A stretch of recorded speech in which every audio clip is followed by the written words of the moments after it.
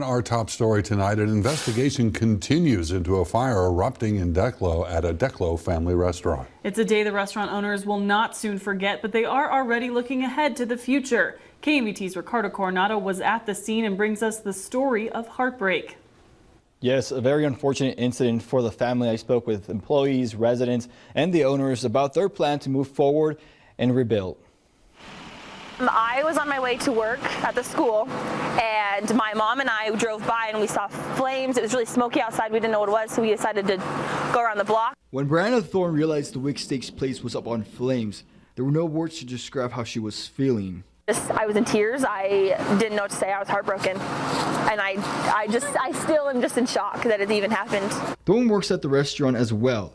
To her, the owners are like family. It's a really close-knit group of people that work there, and it's a really close-knit place like in Declo. Declo Assistant Fire Chief Russ Thompson says they got a call the steakhouse was on fire around 7:30 Monday morning. They call in Burley Fire Department to help out. It was mostly just burns from the backside,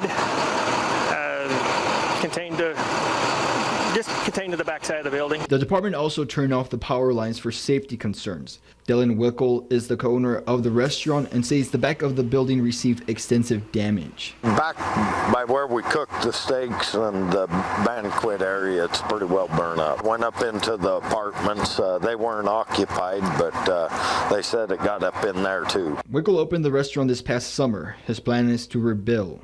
Get it going. Maybe a little bit, but hopefully we'll have it going within 6 months, but maybe longer. He knows the public will support him on any decision he will make moving forward. This community right here will support us. You know, they'll help out in what ways they can. Due to the power being turned off, Declo Elementary and Junior High schools were closed. There was no one inside the building at the time of the fire and no injuries were reported. The fire is under investigation. Ricardo Coronado, KMBT News.